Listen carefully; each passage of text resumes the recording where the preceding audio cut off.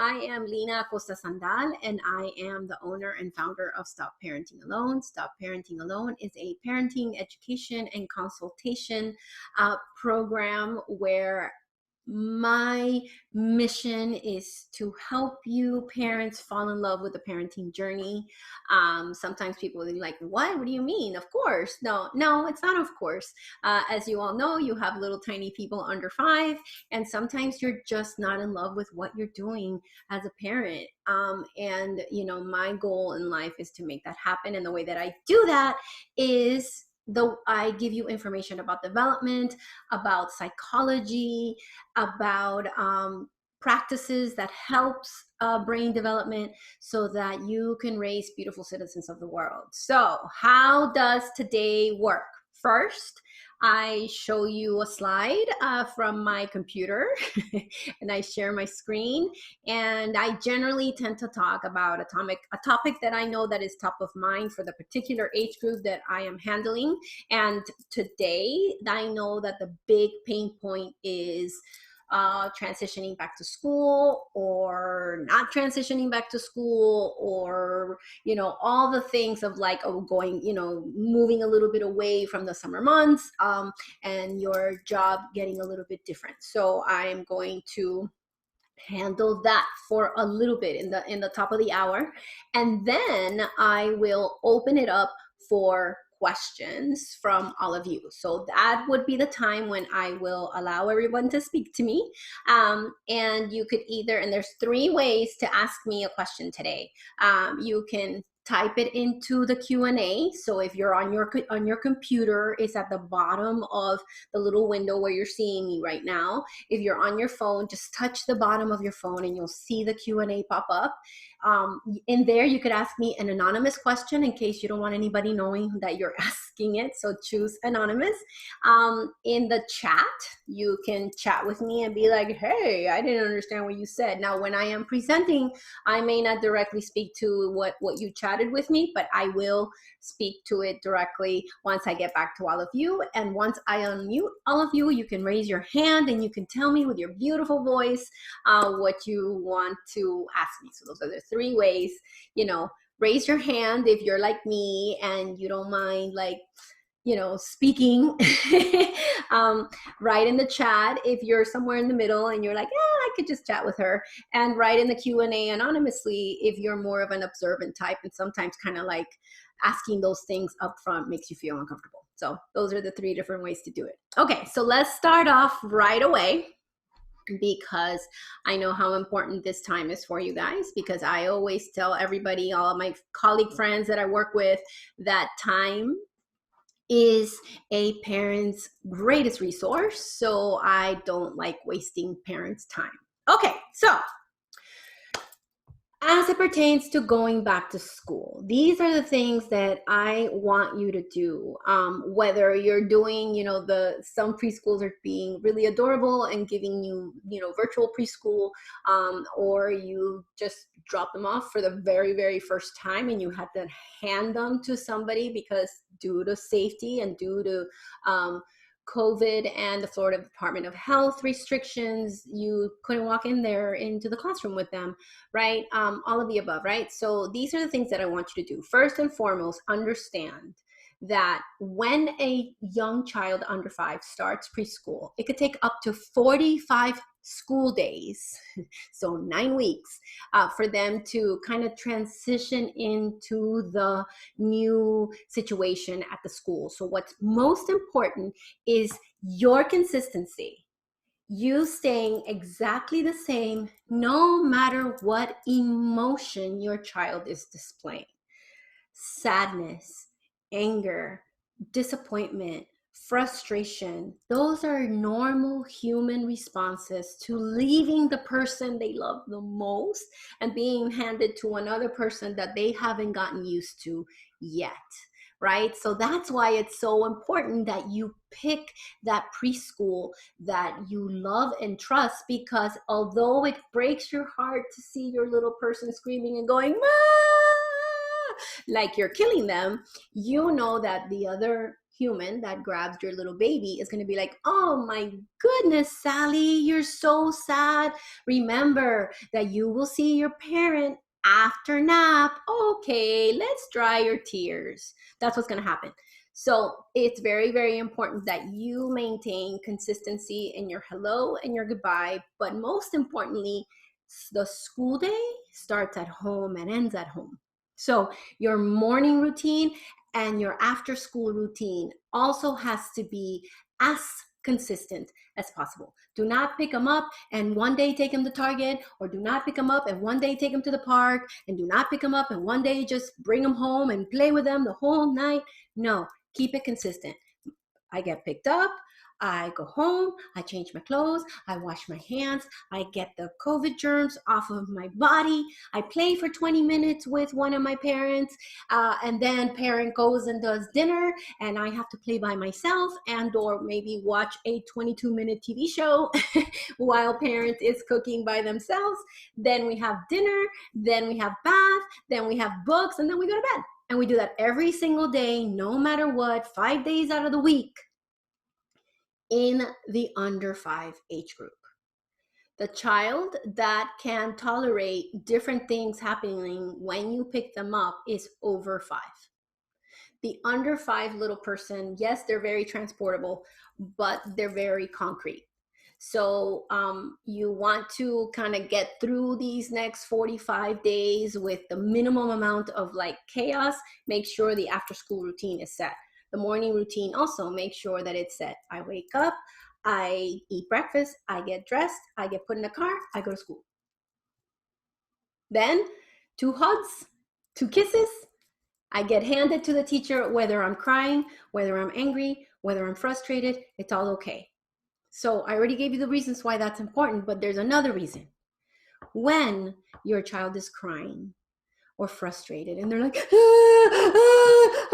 whether it's with you, whether it's with a teacher or another parent or another caregiver in the home, when you don't hand the child over to that other caregiver, the non-verbal message that you're giving the baby is that that other person is not safe and you're the only person that can soothe them.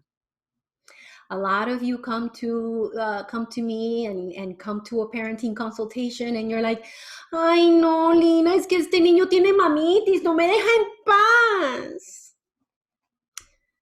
I said, oh no, my child is clingy, they won't leave me alone. Sometimes you create that, and you create that because you don't ever hand them over to another caregiver, whether it's parent number 2, whether it's teacher, whether it's nanny. And why you don't do that is because you have this beautiful heart. You don't want to hear them crying. You don't want to hear them frustrated. And you're asking yourself, oh my God, whatever, I'll just take the damn kid, right? Sometimes it's that, right? You're like, okay, what? I'm just going to give in because you can't tolerate their sadness. But in that moment, if you do that repeatedly, the message is nobody else can soothe you except for me. And that's not true. Young children grow and flourish and do so much better if they understand that there's a large community of loving adults that can soothe them and take care of them. And make sure that for your children, if you are taking them to a physical school, that pickup and drop off is also exactly the same. Sometimes some of you, because you're lovely and you miss your little tiny people, you finish work early, you're like, oh my God, I can go get them early, yay, right? But I don't want you to do that. I don't want you to do that in preschool. Why? Because they're very concrete, and routine and predictability makes them feel safe, so that lessens challenging behavior. And the other reason is if your child cannot predict when you're going to pick them up at school, they spent most of their day, especially the 3 to 5-year-old, looking at the door. Every time you pop into their mind, because you do, just like loved ones pop into our mind. We're doing our work, and then all of a sudden we think about, our lover, or, that sexy actor. We think about that pops in our mind. For young children, you pop into their mind, in the middle of their playtime at the preschool.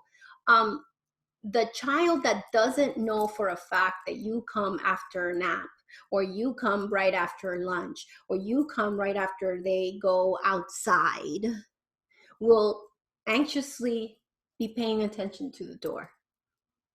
So when you pick up your child predictably every single day at the same time, now you are aware of the time. Oh, I have to be there by 2. Right? Your child is aware of the pattern of the classroom, right? They know my parent comes when I wake up from nap. You'll know that that's 2:00, right? My parent comes after we have lunch. You'll know that that's 12:30. So when you get out of work early and you're like, I'm going to go get my baby, go to the bathroom by yourself without somebody knocking on your door. Go pick up that Starbucks with your mask and drinking calmly without somebody going, mommy, mommy, mommy, mommy, mommy, or just sit and enjoy that hour that we all need, right? Now, let's keep going. I want you again, this is for those of you guys that are starting the new school routine. I just wanted to give you these 1, 2, 3s because these are important. And I know that a lot of you, that's what you're doing. I'm just kind of doing that for all of you today because I think that's top of mind. Answer the question of why they're going to school. And they're not going to school so you can work. A lot of you say that, and then eventually your very intelligent 4-year-old will be like, mommy, no more work, right? And then your adult brain goes to, oh my God, I knew it. I'm so selfish. I shouldn't be working. I should have never had a child if I wanted to be a professional. And then all that should. But actually, your child is just being concrete. You told him that he goes to work. He goes to school because you go to work. Right? So A plus B equals C. Oh, I don't want to go to school today because I don't want to share and I don't want to deal with the other kids and I don't want to share my teacher. So mommy, don't go to work. And then I don't have to go to school. You think it's because you're hurting them because you are a working parent. We have tons of research now, and children of working parents tend to have more C-suite jobs, meaning that they're a lot of them are executives, a lot of them go to higher education, and a lot of them tend to when we look at it through the gender lens, which I don't like to, but we're still living in a gender binary in the world. So boys of working parents tend to be more family oriented than not. And primarily, all of these things are kind of like, no, duh. Science just has proven that children learn by observing. So the answer to why they're going to work, you're learning to be a student, you're learning to play with friends, you're learning to be away from me and knowing that you're going to feel safe. You're learning to climb and run and you're learning your colors and your letters, right? This is why we go to school. And don't be a liar. Don't tell them that school is fun. What? Lina? What? Well, it's not. Not really. School is fun. School is sad because they have to be without you. School is frustrating because they have to share their toys with those other kids that take their special toy in the classroom. School is disappointing because you have to wait for your teacher because she's talking to somebody else and doesn't immediately talk to you the way that my parents do at home. By the way, stop doing that. Make them wait a little bit. That helps them too, right? So it is important to concrete children, tell them specifically what they might experience and feel. So when they do, school is not broken. If you tell them that school is fun and they feel scared, school is broken. So what are they going to say? I don't want to go to school, right? So a lot of the time, they're simple message to you is their way of saying, hey, this is hard for me. I'm having a hard time transitioning. And do you guys remember how many days? Probably not. 45. 45 days. Okay. And in these 3 weeks to 5 weeks, try not to make any sudden changes. Now, those of you that have some of the preschools, the local preschools in our community that are doing that sweet little virtual piece, first, don't count that as screen time. Don't. That's social time. That's them kind of still doing the ritual of sitting in circle in the routine. I know that many of the local preschools that are offering this little like virtual moment for the preschoolers, they're primarily doing it during circle time. Couple of tricks. Put the computer on the floor rather than on a table that their little feet are dangling. Dangling feet, make it so that they're focusing on their dangling feet, not on the screen. Right? So don't give them too many things to process, right? Expect them to move. Expect them to come find you. So when you do the virtual screen time, make sure that they have the computer. In a perfect world, you would put it on the floor and you would put some little animal, like little stuffed animals around them, so it feels like when they were at school, if they used to be at a preschool. And expect them to kind of lose interest, every 8 to 10 minutes to the screen, right? And hopefully that preschool knows this and does something exciting every 10 to 20 minutes. But don't be upset that they're walking away or telling you that they don't want to be there. You're going to ask me, but should I? I mean, it seems so stupid to have this fight with my kid every day. You don't absolutely have to. But it doesn't hurt your child to practice the muscle of frustration, to sit in front of that computer and you bringing them back. If you're working while they are on virtual, while at home, do not count virtual school circle time as time that you're not going to be interrupted for your work. There are very few things that will keep your child's undivided attention. This is why all of you guys have gotten addicted to the screen, not your kid, you guys, because you know that if you give them Moana, they're going to be quiet at least for 20 minutes. They'll check in with you and then they'll come back to the screen. Right? Your child is not addicted to the screen. You are. You're addicted to the calm. And it's okay. Okay, this time is really hard. So, but we do have to nip it in the bud a little bit. Okay, so when they're doing virtual school, they need you physically there. But they only need you to guide them back to the screen. If they're like this, they're still sitting there, leave them alone. If they're like this, tell them not to pick their nose, but then leave them alone, right? A lot, because when they are in circle in the preschool, they do that. They look up, they blow bubbles, they play with their spit, they play with their hair. Children move their bodies, and there is very, very few children that hyper focus to what the teacher is saying. So don't expect that. Okay. So that's it for my time. So now I'm going to go to the fun part. So now I am going to go down this little list of all of you. And there's a lot of you. I wish Zoom would give me just one button to do allow to talk. So remember, there are 3 ways to ask me direct questions. I did a really great job of sharing my information the way that I wanted to. If I'm allowing you to talk, I will mute you again just because it gets a little loud and with the software. Yes. Hi, Lina. Hi. I think you unmuted me. Yes. Hi, how are you? Thank you. Thank you for holding this.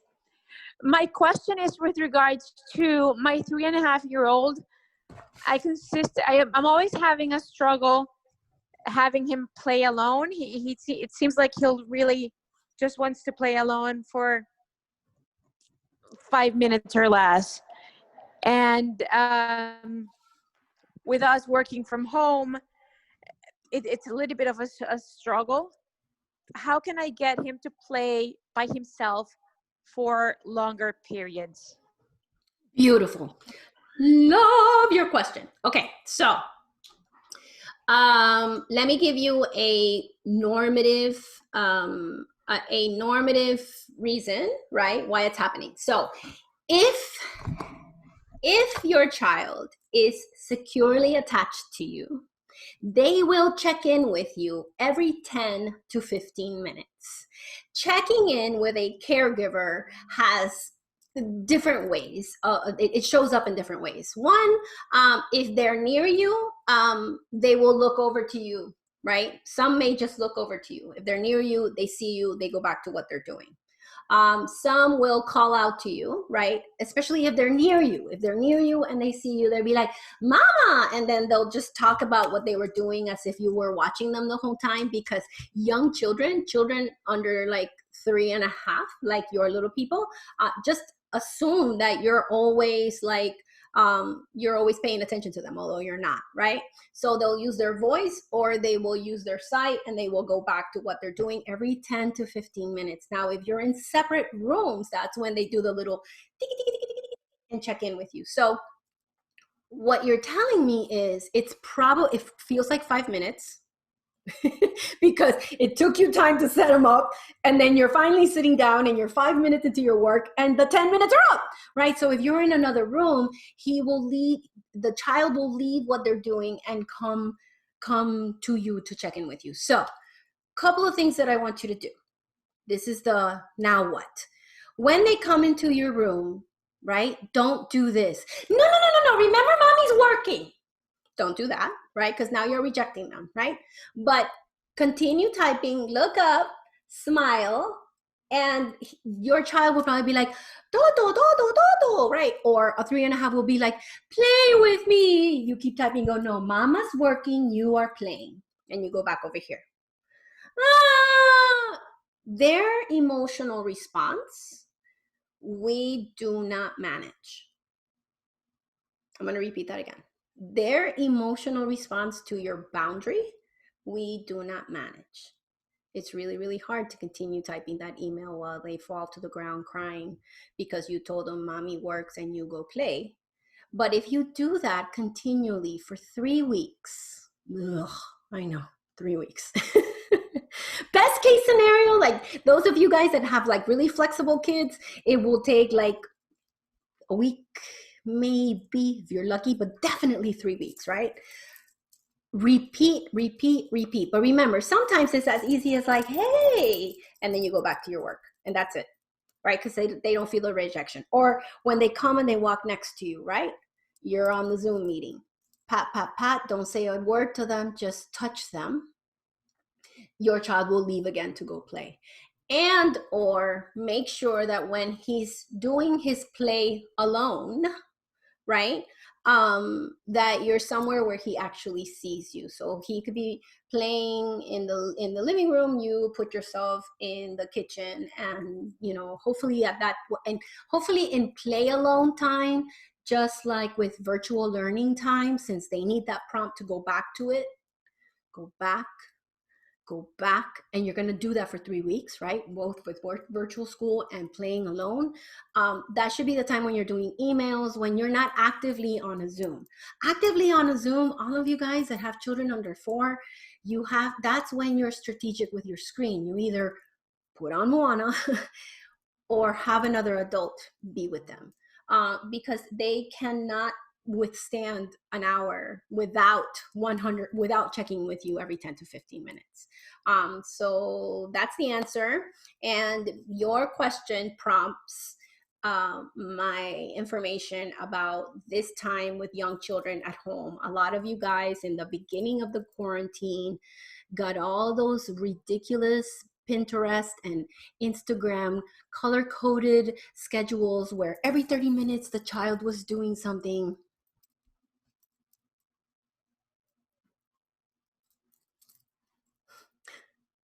Break it up unless it gives you tranquility. But young children need sleep, eating, cleaning, wiping those little tushes, and play with you, play alone, play inside, play outside. That's it. And divide your routine up into the food, the sleep, right? Sleep routine, food routine.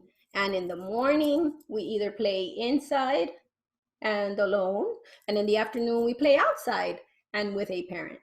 And repeat and remind, repeat and remind, repeat and remind. Remember, when you go, I'm working, you play alone, and they go, that's gonna last anywhere between 6 to 20 minutes. Withstand that for 3 weeks, and the next time they come to you, they're gonna be like, you working? And you're gonna go, yes, and they're gonna go, and then they're gonna go back to play. Okay, took a long time to answer that, but that's a really important question. And a lot of you guys are in the midst of this. Okay, so I'm gonna go to my little anonymous Q&A. Okay, this is a question. Oh, I answered that when you asked it on the thing. Okay, hello. My 4.5-year-old can be very sweet at school with friends and teachers, but very mean at home at times with us. And her little sister, particularly with that, she can go from hot to cold within 10 seconds. She can also say some hurtful things and mean things. I want to raise a kind, gentle daughter, not a mean bully. Another example, when my husband picks her up, she is all hugs with him the minute they leave school. She screams and gets angry for no reason. Okay. I am going to take something out of everybody's vocabulary.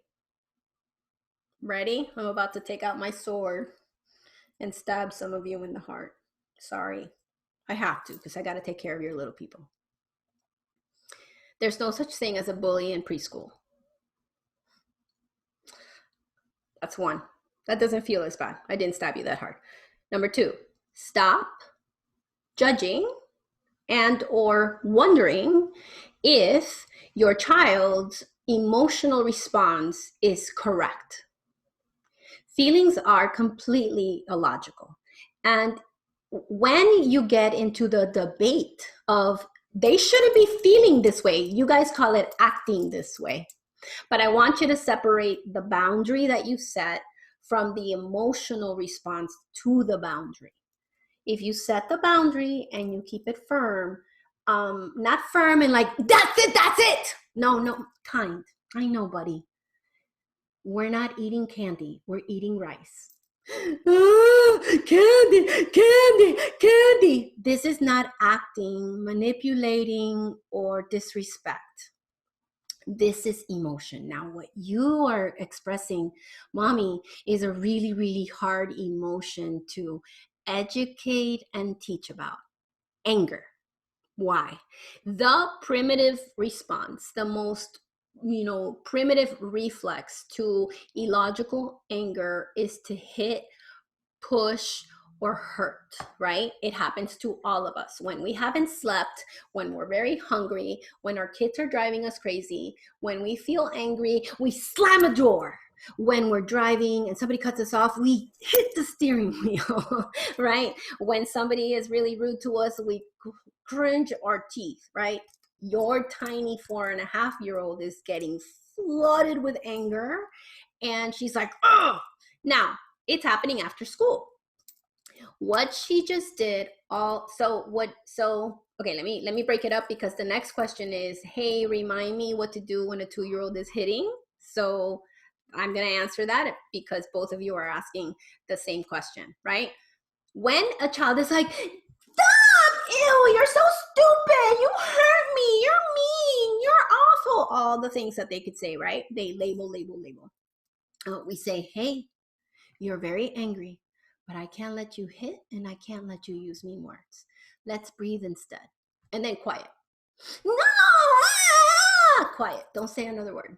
Because when they're in the midst of the emotion, getting into the debate society, telling her, you know what, you're going to be a bully and then you're not going to have any friends and that's not nice. And we don't say that when they're in the midst of the explosive emotion, right? You have set the boundary by grabbing the hand and going, I can't let you hit me when you're mad. We need to calm down the anger. And they're going to do it really, really big. Why do they do it really, really big? Because they're under 5 and they still have the primitive responses. Mommy, you're going to do this for your 4.5-year-old a lot. It sounds like she has a very, very hard time managing frustration, right? And that's okay. That is a developmental marker, meaning an ability that she has to master, just like walking and talking and, pooping in the toilet. But it's social emotional, so it's harder to notice, right? And they don't do that perfectly until they are well into their 8th year.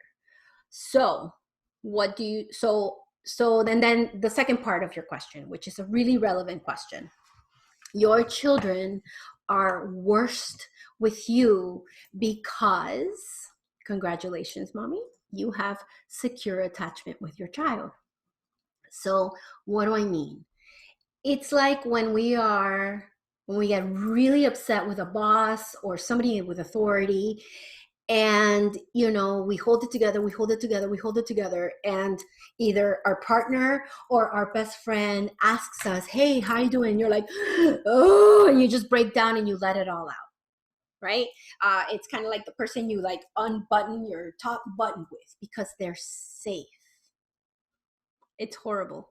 You get her prickly, you get her ugly, you get her pent up, oh my God, I've been saving this lack of patience and lack of frustration because I was at school and I'm so annoyed and I'm holding it together until she gets in the car, which is good. If she's doing well at school, you've done something very, very right? And she's just kind of letting loose when she gets in the car. So it's horrible, Lina. It sucks. Ew. Okay. But remember to feel good about it, because that means that she feels safety with you and her father. So what do you do when she gets in the car? Just give her a smile. Don't talk to her, right? Because what she's doing is that she's overstimulated from being at school all day. She just needs a moment. She needs to unbuckle her pants and, drink that tea, but the kid version, right? So have some soft music playing in your car. Make sure that the air conditioning is really nice and cold. Look at your child, smile, and be quiet for the ride home. And when she talks, talk to her. And that should help. So remember, you're teaching them emotional intelligence and you're teaching them how to manage emotions. Later today, all of you go to the website, go to the blog, and put in emotions, and you can read all the blogs that I've written about emotions, because it truly, don't debate whether they should be feeling this way. That's not a good debate to have. Okie dokie. I'm going to keep going. So I'm going to unmute somebody that raised their hand. Hello. Kristen. Hello. Yes. Hi, Lina. Hi. I'm having the same issue with her emotions, because there's times that I feel that she doesn't pay attention. I have to be calling her constantly whenever she's very distracted into something that, like, especially with the iPad. Like, I try to take the screen time, make it to a minimum. And when it's time, to take it away from her, she, doesn't want to give it back. She, says, oh, one more. And I'm like, no, it's time for bed. And there have been times that she has, physically assaulted me, hit me, bitten me, because of the fact that she is, she has all those emotions wrapped up inside of her. Yeah. And not only with me, it's not only with me, she does it also with her grandmother, with my mom. Yeah. And so, there are times that I feel that I don't know what to do. I try as much as I can to calm her down. It does get to a point that, I the first thing I want to do is hit her, and I don't want to have to be hitting her, because I don't feel that that's the correct, way of dealing with, these issues. Right. So first, language is powerful. It's not an issue. It's normal development. Okay, so my ear heard 2 mistakes that I think you're making. Okay. So And by the way, my solution is not going to take away the No, I know that. I know that that's not, Okay, I know that's not gonna go away. I know that definitely is not gonna go away. So everybody put it in lipstick. Those of you that have children between 2.5 and 4.5, put it in lipstick on your bathroom mirror. Hashtag embrace the tantrum. Okay. Now, 2 mistakes that you're making. 1, the screen time does not sound like it's in a predictable time in the routine. Okay. So everybody, as best you can, 20 days out of 30 days of the month, always give them the screen at the same time. After nap, while you're making dinner, be strategic, right? Especially if you're working from home, in the morning, so that you could say, no, we haven't had a nap. We have the screen after nap. And then the child doesn't have to be jonesing for it, right? Because they don't know when they're going to get it. Again, exactly. Whenever a child can predict when they're going to get pleasure, they won't attempt to steal it. Now, Kristen, how old is your little one? She's 4. 4. Perfect. So for you and for Melissa, 4-year-olds are problem solvers. And they're goal oriented. Their goal, not yours. And their brain is asking them to figure out how to attain that goal. So the way that we have to look at it is to be aware of their goal, which is, I want screen time, and to be predictable to when they get it, because you have to think about it. When she doesn't know when she's going to get the screen, her goal is the pleasure of the screen, so she spends the whole day problem solving how to get it and how to keep it. Okay. Got it? So yeah. Put it in a particular time in the day. Set the no, mamita, acuérdate. Usamos la máquina, usamos el iPad después que nos despertamos. And then you threw in the other person, grandma. Yeah. Now, does grandma follow your rules, or does grandma say, ay, pobrecita? No, my mom follows my rules. No, good. Okay, good. Yeah. We're on the same page. Beautiful. So tell grandma that when she drops to the ground crying, or you say, you're sad, you want the iPad, but we get it after sleep, and then not another word. Look at the clock. It should take anywhere between 9 and 20 minutes. That's why you guys want to shoot your head. It's so hard to hear them.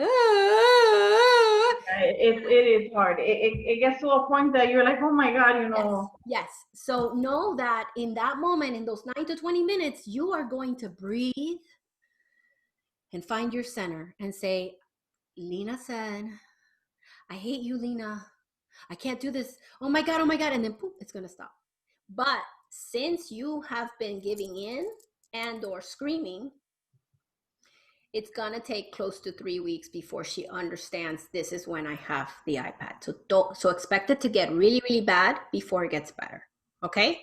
Now, number 2, this is for everybody.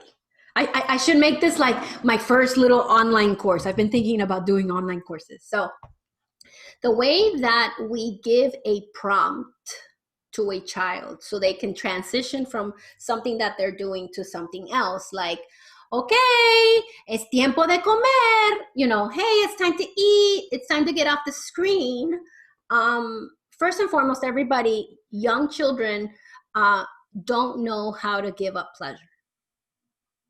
Delay of gratification, right, is an executive functioning skill, and they're practicing how to stop pleasure. If you have a credit card in your purse, you sometimes don't delay gratification either. You're buying something that you can't afford, right? So 1, we use our voice. Okay, it's time to get off the screen. It's time to eat. 1, 2, 3, 4, 5. Child, most children under 3 will not move with just a verbal prompt. If they're moving with just a verbal prompt, Prendele la velita at whatever saint is helping you, because that's very odd. Okay. So then number 2, we don't scream again. You walk to the child. Hey, it's time to get off the screen. Wait. Right? No, one more. Wait. If she hands it to you, yay, hurrah. Most children 4 years old will hand you the screen and go, you're mean, I hate you. But they're handing you the screen. We don't talk to the I hate you at all in the moment, because they're what? Expressing the emotion to following your boundary of giving up their pleasure. Okay? But your little one sounds like she's not going to give in, right? So you're going to, and then number 3 is you're showing me that you can't do it on your own. So snap the screen out of her hands, expect her to hit you, expect her to throw herself on the floor, right? I'm going to help your body is number 3. So it's the 1, 2, 3 of a prompt. First, use your voice. Second, walk over to them and tell them, hey, it's time to, right? And then third, you're showing me that you can't do it on your own, so I'm going to help you. Okay? Repeat. No little tiny person will listen to you if you're screaming from the kitchen. So those are the 2 little mistakes that I heard in your story. Okay. Things. And again, 3 bad weeks. Okay. Also, her pediatrician actually referred me a book that's called 1, 2, 3 Magic. Would you recommend that book or no? Okay. I'd rather you get, if you want to get a book, that's great. Is you can get No Drama Discipline. Okay. Or Yes Brain, No Brain, both by the same authors. Dan Siegel, that's Siegel, and the co-writer is Tina Bryson, Bryson. I don't recommend 1, 2, 3 Magic because it's behavioral.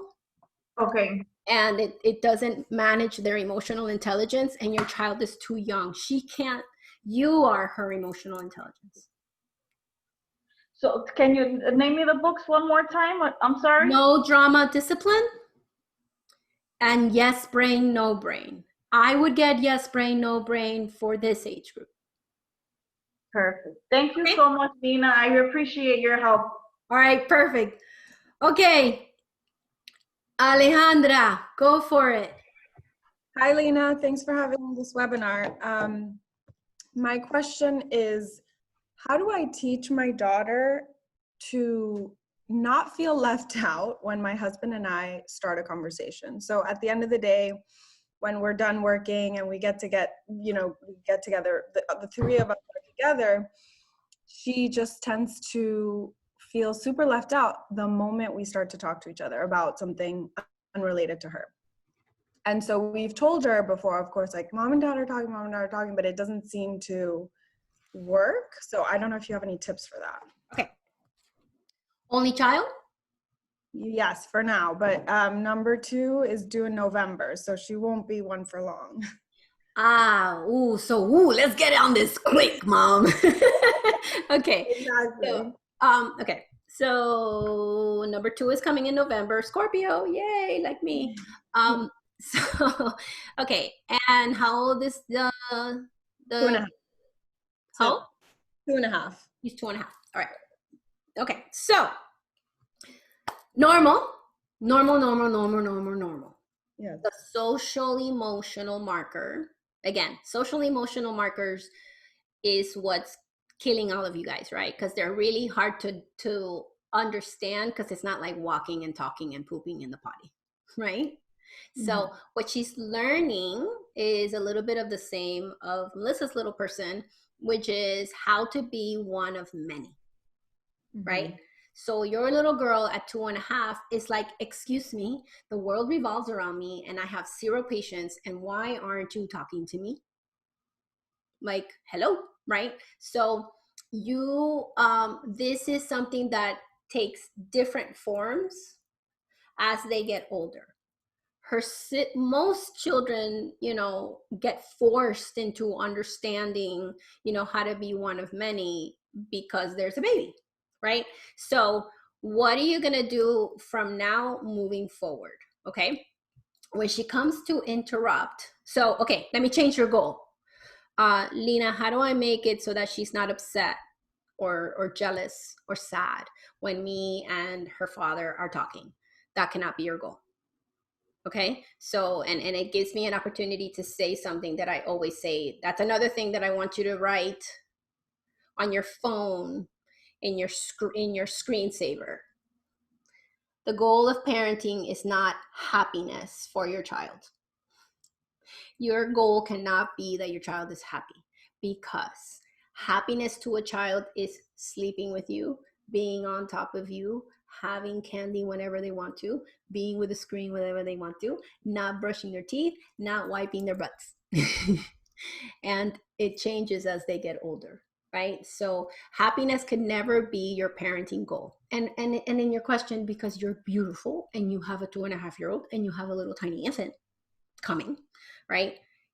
That's what it has been, because you haven't moved away from the infancy time. In the infancy time, it is about calming the baby, loving the baby, spoiling the baby as much as possible. But the minute they start crawling and they start moving, we switch our goal to health and safety, emotional and physical.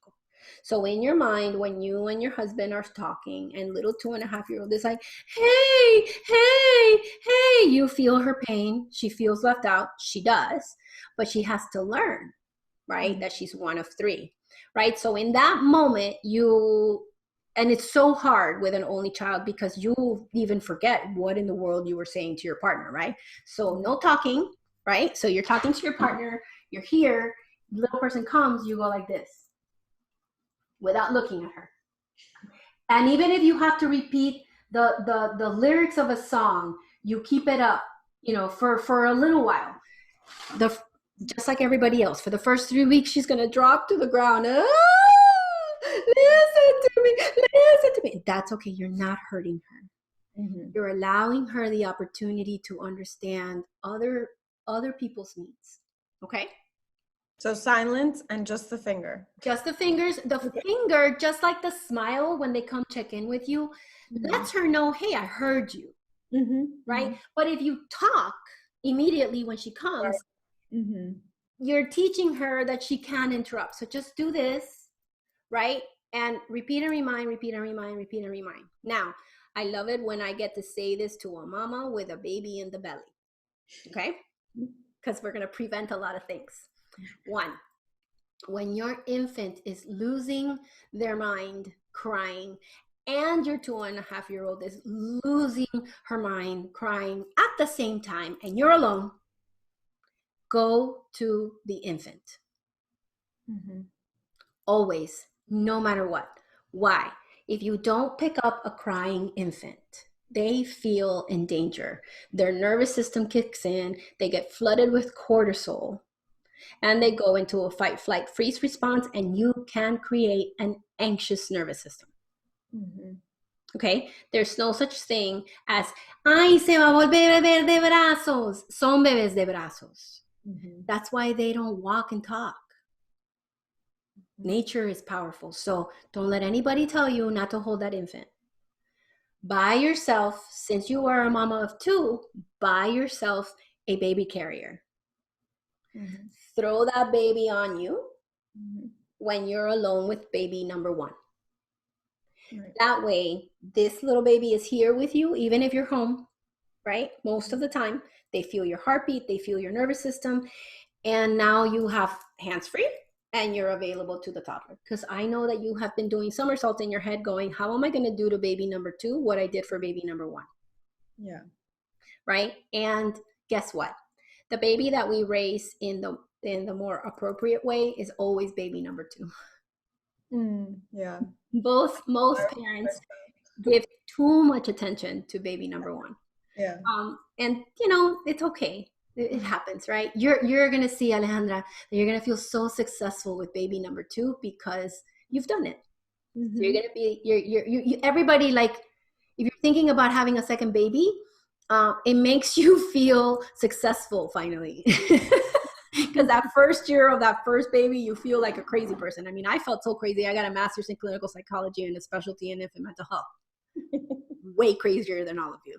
Okay. But I did it because I felt like I was going to ruin my child. Right. So that's the truth again. And she is going to lose her mind with this baby. There is no amount of prediction that you have done for her. Mm-hmm. Okay. Even if, like, right now she's like super sweet with the belly and the idea of a baby, Yes. like, right. So again, I'm going to predict different things for you. She is going to reject you and go to daddy because she's problem solving. Oh, well, now you don't have all the amount of time for me. So okay, it hurts, but leave her be, right? Bedtime. Choose, 2 out of 7 days where you do her bedtime and Papa takes care of the infant. Even if you're breastfeeding, please pump and let him give infant the bottle. Okay, the way not to mess up a breastfed baby is to don't give the baby a newborn nipple for the bottle. Give them like the one level up, because newborn nipples are too easy to suck on. So then they get lazy and they don't want to suck on the breast because it's very hard to suck on the breast. So if you go one level up, you won't ruin your breastfeeding. Okay. Yeah. And when you are with baby and she walks in and she's like, mommy, stay here. Don't give her eyes, but just give her your voice. I know, baby, it's so hard because I'm feeding your sibling and it makes you feel jealous and you're sad. And then let her have the emotional response. Okay. And then repeat and remind, repeat and remind, repeat and remind. And she may be super loving with the baby in the first months because the baby is kind of like non-existent. But as soon as the baby starts acting like a human, that's when it gets a little bit crazy. Okay. Hang in there, okay? We'll talk again then. Yes, ma'am. I will be doing these free talks, once a month, every month. So come on back or join online parenting support where I'm available to you 24/7. All right. Okay. Last question. Here we go. Miss Oralia, what's your question for today? Hi, Lina. Thank you so much for holding these. They're always so helpful. I really appreciate it. So I have 2 girls, ages 4.5 and 2.5. And then I have a baby boy. He is 8 months old. They're great with the baby. So, I'm really thankful and grateful that there's never been any jealousy issues. They've never been mean to the baby, but with each other, it's like a UFC match. It's they either get along great or they're fighting. And every single morning we start off with them fighting in the morning, and they fight about, sometimes they don't want to brush their teeth. So they fight with me, or they fight with each other. Sometimes they fight about who goes and brushes first, or who goes and uses the toilet first, or who gets to do whatever first. So I've explained to them at night what the routine, what I expect from them in the morning. We get up, we're going to go brush our teeth, we're going to get dressed, we're going to have breakfast. So I try to give them the routine. But in the morning, they either refuse to do it or they start fighting with each other over who's going to get to go first. Right. Tell me their ages again. 4.5 and 2.5. Okay. Okay. So, with the hygiene, with the brushing teeth, is there a sink in your house that has 2 sinks? No, there's one sink that they both use. So and then I brush their teeth. I know the 4.5, she's able to do it, but she likes for me to do it. Yeah. No, when a child can do something on their own, they need to do it on their own. Yeah. Okay. That's a rule, everybody. The minute that your child can do it with autonomy, we allow them to do it with autonomy. So, okay. So the best way to have a child brush their teeth is to you brush your teeth with them. The best way to have a child get dressed is for you to get dressed with them. And expect them to not want to follow the routine. And I know that you guys come so that you feel normal. The why is just like us. All of us woke up this COVID morning talking ourselves into starting our day. We were like, oh, we thought about the coffee. We thought about the wiping of the butts. We thought about, oh my God, I have to like clean up, and we did our list, but we pushed through. And the way that we pushed through is that we did positive self-talk, or we reminded ourselves that it was going to, what we were going to do for the day. That muscle, your babies don't have, Oralia. You are that person, right? So you have to have a kind of, you have to become that internal voice of motivation, right? So what does an internal voice of motivation sound like? 1, name what they're feeling. You are so frustrated. You like to be first because you want mommy to brush your teeth first. You want to have mommy all to yourself. See, not allowing your 4-year-old to brush their teeth by themselves is creating a little bit of this, because what they're doing is that remember how I was telling, the little person was stealing the screen time? Your little people are stealing your love with a brush, which is adorable, right? When we see it that way, we're like, aw, but that's why we have to make sure that they can do things independently, because there's better ways to give them love than brushing their teeth. Yeah. Because to them, those daily tasks are love. To us, it's a task. That's why they're fighting for it. That's why they're fighting for who comes first. But let's say that you're like, Lina, I have an infant, F you. I'm not ready to stop brushing the teeth of the 4-year-old because it makes my life easier. I'll do that, Oralia, right? Then as part of your routine, you say who goes first every morning. And take turns. Today is the 2-year-old, tomorrow is the 4-year-old. Today is the 2-year-old, tomorrow is the 4-year-old. So that they don't have to figure that out. They're showing you that they can't. And why can't they? Because the pleasure of your love while you brush their teeth is what they're aiming for. Make sense? Okay. Yes, okay? Yes. So my perfection, if you didn't have an infant, is get that 4-year-old to wash their teeth all by themselves, lady.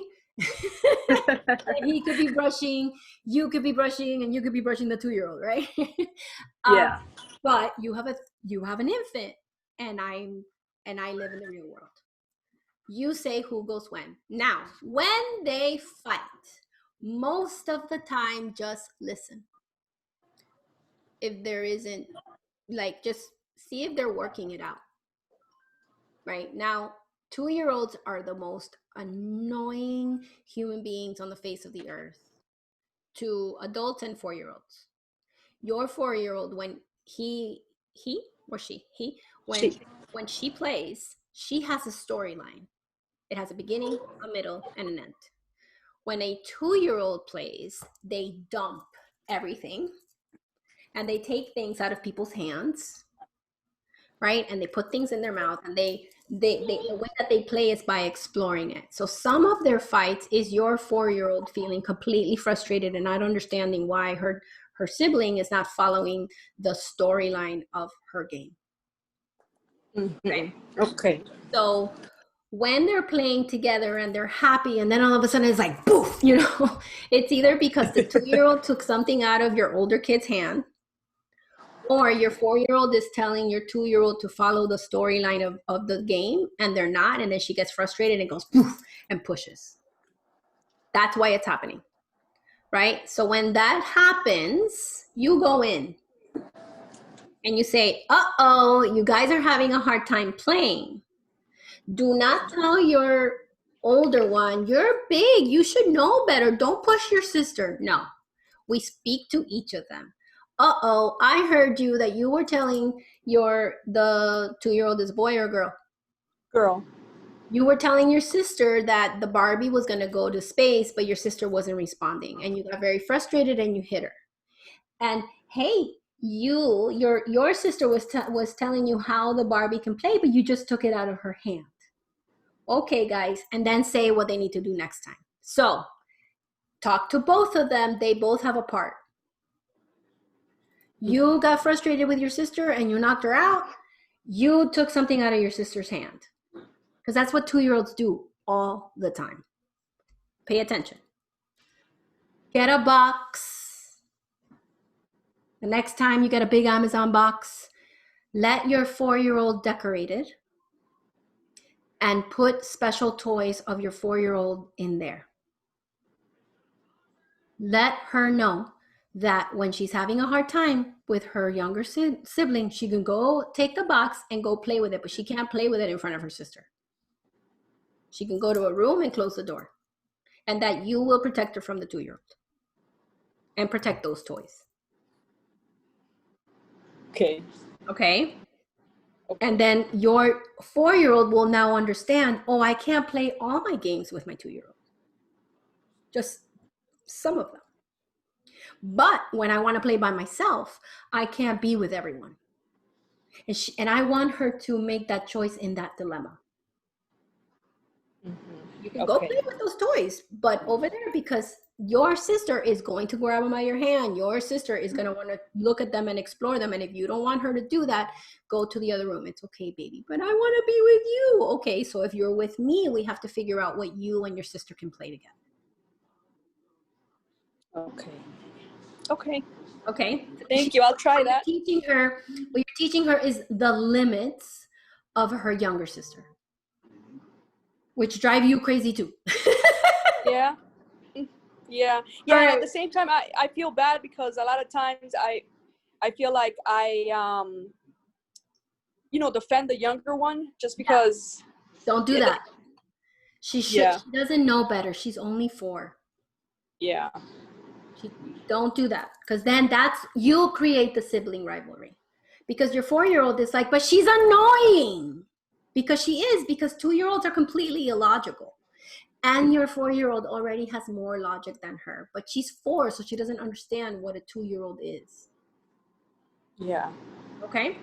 Try that. Then I've gone over 4 minutes because you guys had really great questions. It always happens with the little. So one final question in the chat. My son does something wrong. He lies about it. Yes. Normal. No, yo no hice nada, mami. It's their way of not getting in trouble, right? We lie because we want to protect ourselves from pain, and we want to protect ourselves from being rejected by someone we love, or we lie because we want something that we don't have. So instead of saying, sí, tú lo hiciste, name what he is doing. Amor, tú me estás diciendo que no lo hiciste porque no quieres que yo esté bravita contigo. Pero no, acuérdate que aprendemos de nuestros errores. Baby, you're telling me that you didn't do it because you don't want me to be mad with you. But remember, we have to accept our mistakes so that we can learn from them. If they're still denying it, it's okay. Just let it go. But every single time they lie, name the why. All right, everybody. If you absolutely love me and you want more, please go to the website. I could do this on my own with you for an hour and a half, listening to your specific concerns and with a parenting consultation. So go to the website, go to contact, and say, I want to schedule a consultation. I spend an hour and a half with you answering your questions and coming up with a plan of action for your child. Or you can join online parenting support. Online parenting support is $49.95 a month. And what you get from me is a private Facebook group where I go in there every day except for Saturday from 4 to Sunday until Monday. And I answer the questions just like I did right now that you guys type into the Facebook group. I answer you directly. And every Tuesday at 1 o'clock Eastern, I do this every single week for the parents of online parenting support. And you get a 10% discount on all the services that I offer through Stop Parenting Alone. And if you want to continue loving me from afar, remember to follow me on social media, Parenting Expert at Instagram, and all other formats, it's Stop Parenting Alone. All right, guys, until next time, bye.